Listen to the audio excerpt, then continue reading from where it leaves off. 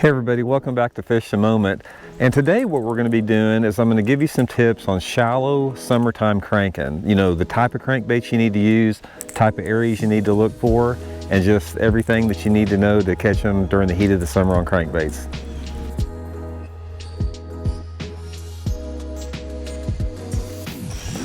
Okay, what we're looking for here, you know, we're basically about 2/3 of the way back into a major creek arm. And when you get into these creeks on most of these man-made lakes, a lot of them are set up the same. You've got a steep side, you know, and the steep side is all relative. It can be bluff, it can be, you know, a 45-degree angle like what we have here. And then most of the time you have a flat side, which is mud flats, gravel, that type of stuff. A lot of times on the flat sides, you're gonna have some isolated wood cover in a lot of the man-made reservoirs. And in the summertime, we're talking about, you know, late July, August, September, on into October, these fish that move back into these creeks and the upper river arm both, they can use a multiple diversity of cover. You know, you can catch some off the rock banks, transitional areas, some off, like I said, isolated wood like you have in front of us here. Sometimes they'll be on the flats themselves, on the isolated cover on the flats. A lot of it, what you have to do is when you get into these areas that have the right combination of a mix and a diversity of cover, you're looking for the right water clarity to go with that, and the right depth too. And a lot of it is just simply fishing through the area until you figure out what that is, because a lot of times in these creeks like this, you have little sections that have differing water clarities.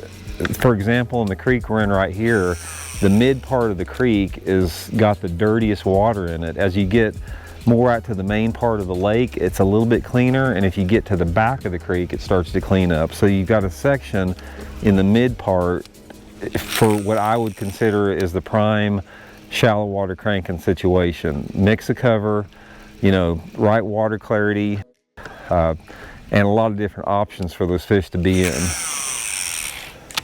Okay, a squarebill will come through cover really well if you finesse it through there. Like I said, this is pretty thick lay down in front of me. You know, I'm going to cast completely over it, and when I come through it, I want to sort of finesse that bait over the log just like that. And once I get it over, you know, that's when I'll speed up my retrieve. But you don't ever want to like cast a squarebill, you know, directly into cover like that and just reel it straight through it, or even reel it fast, stop and go. When you get to that cover, you've got to finesse it, you know, over that cover, or you're going to get hung up a lot of times. But a lot of times the key on it is once you get it over what you think you're potentially going to get hung up on, you know, that's when you speed your retrieve up. And also you want to make sure when you're on a lay down like this, make a lot of little short accurate presentations like the same that you would with a spinner bait. You know, get it in those places that a lot of people wouldn't get there we go right there. Well, get a lot of those places where a lot of people wouldn't normally think about throwing a squarebill. Something about where you would more you know, want to pitch a jig or a soft plastics in, and a lot of times that'll add up to a lot more fish. Because if you're dealing with stained water, it's not like you have to, you know, get that bait, you know, down very deep. Those fish, if it's water stained and you've got shallow targets, you know, if that crankbait's just 12 inches underneath the water, a lot of times they're going to come up and get it. So for me, when you're shallow water fishing, there's a science to it. People think just because you're fishing shallow water that, like, man, you don't really know how to fish deep water, and it's just not a, you know, anybody can do it. But it's not. It's a combination of your casting angles, your boat positioning, speed areas, little one, speed to retrieve. You know, there's just a lot of different variables that will add up to you generating those strikes. And a lot of times too, like when you get to a prime piece of cover like that where we caught those two little ones there could be a group of fish in there, and you know, there may be a 4 or 5 pounder laying in there that won't hit until like the 10th cast in there. Another thing in there, you know, we're talking about crankbaits, but when you're talking about fishing shallow water cover, isolated cover in particular, you have to maximize that cover. So in a tournament situation, I may come through there with, you know, different type of crankbaits, different angles. Then I might come back through there and pitch a jig or pitch a creature bait or something in there, throw a spinner bait, and, you know, really just try to figure out what's going to key the fish to hit. Because when you come to a prime piece of cover, whether it be a transitional section of rock, you know, lay down tree, dock, whatever, there's a bass in there, 100%. I guarantee that where I just caught those 2 little ones, I guarantee there's probably a 4-pounder sitting in there. And you have to tell yourself that. You just have to figure out what it is that it's going to take to generate that strike for the most part. You know, when you're fishing these shallow crankbaits in the summertime, your boat positioning and boat angle is so critical to generating the strike. And it has everything to do with the angle of the bank, how deep the water is, you know, how the bank slopes off into the water. What you're wanting to do when you're shallow cranking is you're always wanting to be hitting something. And I don't necessarily have to be bouncing off the bottom the whole cast, but at some point on my cast, I want to make contact with the bottom. So where I position my boat is going to be dependent upon that. And most of the time, I'm always wanting to parallel the bank tight, because, you know, you're just in the strike zone a lot more. And your strike zone is also relative to your water clarity. You know, the dirtier the water, you know, the shallower your strike zone is going to be. And also, you know, depending upon the depth of your cover, that's where your strike zone is going to be. So for the most part, you want to get in tight to the bank, you know, anywhere between, you know, 2 to 10 foot off of it, depending upon the angle. And this is particularly true if you're fishing banks that don't have a lot of cover on it.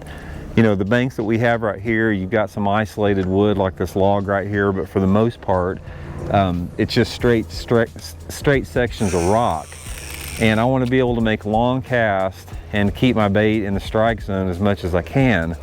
And then when I get around an object, you know, I can position myself and make strategic casts, you know, around that particular object. Right. I found in the summertime that you know, on a major creek, or just, you know, a good sized creek, that once you start getting into August or something, the back half of the creek is always better.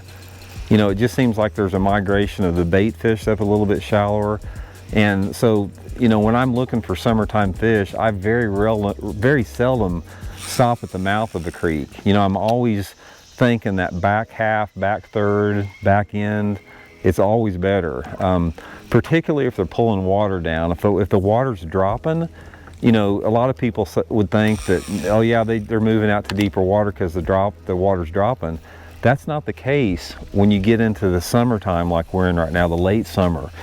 When that water level drops, as long as you've got your water stain, you know, your water continues to be stained, those fish move shallower. They like to be on the shallow targets. They like to be around shallow rock. They like to be around shallow wood. And for the most part, you have that towards the back of the creek, because that's usually where the creek begins to flatten out more. If the main part of the creek, when you roll into it, most of them, the sides on both sides are a little bit steeper. Sometimes they're steep on both sides. But as you get back in the creek, that's when you start having this consistency of flats versus steeper banks. And to me, that offers more of a diversity of cover. So I always run like to the backs usually and work my way out a lot of times, you know. So it's something that I've just sort of found out over, you know, decades of fishing this type of water, that's a lot more high percentage areas.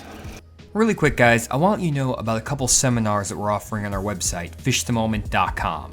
Just head to our website and then go to the virtual seminar page. There you'll find 2 upcoming seminars. The first is on Thursday, September 17th, and it's an advanced bass fishing electronics class. I've given 2 of these already. They're super popular, and they're actually almost full again 2 weeks before the actual event. So definitely sign up if you're interested in learning more about bass fishing electronics, specifically focused on bass behavior offshore and how to get the most out of your electronics in terms of seeing fish on your graph, knowing if they're catchable, getting your bait down to them, and putting them in the boat. The other seminar we're offering is related to the content in this video, and that's a seasonal bass movement seminar focused on man-made lakes that Randy's going to be giving on Thursday, September 3rd. This is coming up really quickly. We threw this together before he heads to the Open on Sam Rayburn Lake, and then he's booked pretty much for the next 2 months straight fishing the Opens. And this seminar is going to be an awesome introduction to how bass move in all 4 seasons of the year and the factors that influence bass movement, from the weather, water level, weather patterns, forage, fishing pressure, and a lot more. All this information is based on over 30 years of tour level tournament experience from Randy, and he has a lot of great content. I've learned a lot even putting the seminar together with him, so I would highly recommend signing up. Again, it's just a week away, so sign up before you miss it. One of the big keys on these Squarebill crankbaits, since you're dealing with speed a lot, is you got to get these baits to run right. Because when you're speed cranking, stop and go fishing fast, if that bait isn't tuned just perfect, you know it's going to roll to one side. And you can still catch fish like that, but you're not going to maximize the depth out of the bait. So any Squarebill crankbait, doesn't matter, you know, these Megabass are as finely tuned as you can buy as far as a crankbait goes, but a lot of times, you know, you'll bang them off a rock, you'll get hung up, and you'll bend that hook eye a little bit. So the thing that you have to do, like this particular one, is just, it's running just to the left a little bit. So I'm going to take my pliers on the nose of the hook here, on the nose of the eye hanger, and I'm going to bend it just slightly, just the opposite way that the bait's running. You know, so in this case, I'm going to bend the hook eye, or the eye tie, just to the right a little bit.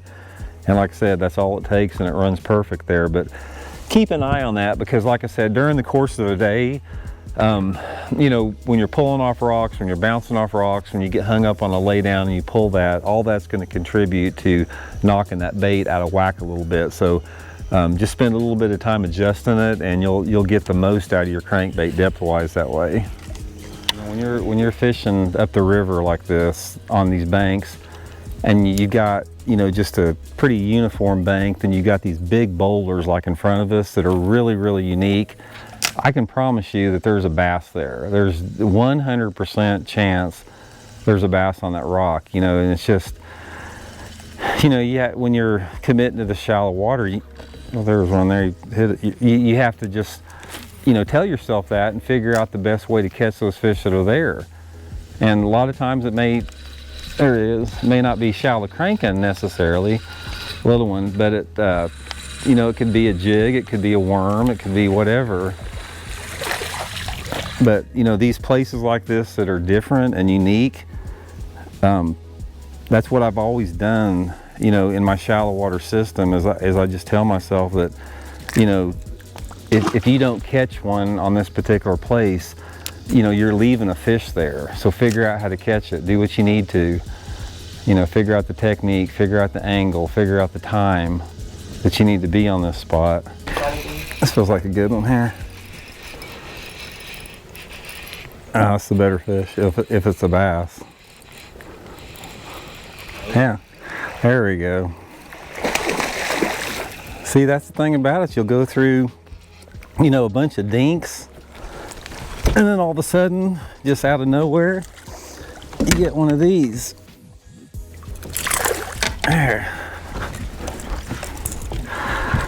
Nice chunk on the Megabass S crank, sexy shad, right there. And we fished down through this stretch here, and we probably caught, you know, 24 bass that were, you know, 6 to 12 inches long. And at some point, you just sort of realize, it's like, man, is there nothing but small ones here? But that's sort of the way it is when you're fishing the river systems, creek systems in the summertime. These fish are, you know, like this, they're just really scattered.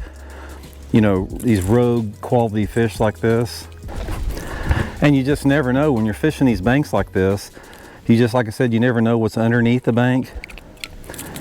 So it's a matter of just making that commitment and staying with it. Yeah, Megabass S crank 1.5 right here.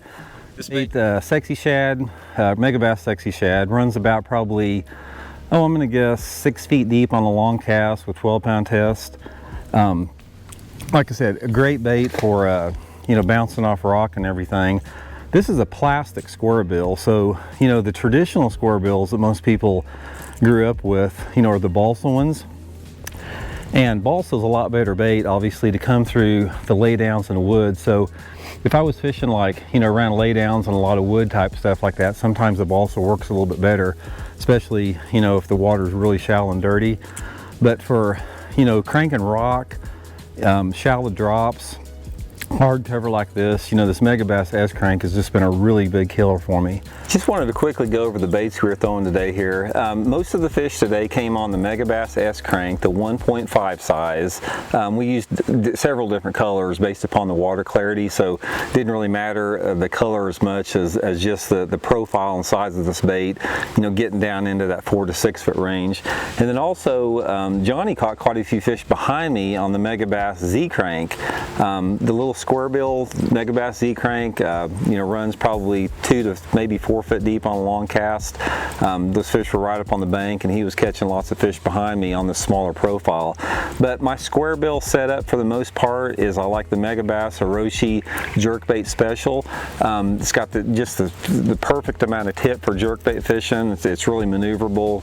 It's really comfortable to fish all day long. 12-pound test Seagar in Vizex line, and I use mono a lot for my Squarebill fishing if I'm making short casts around isolated targets. But today we were paralleling bluffs, making long casts, and I wanted the lighter line with less stretch, so that's why I went to the Invizex. So anyway, that's the setup. So if you'd like some more information on Squarebills, we have lots of Squarebill videos. Just check it out on the Fish the Moment website.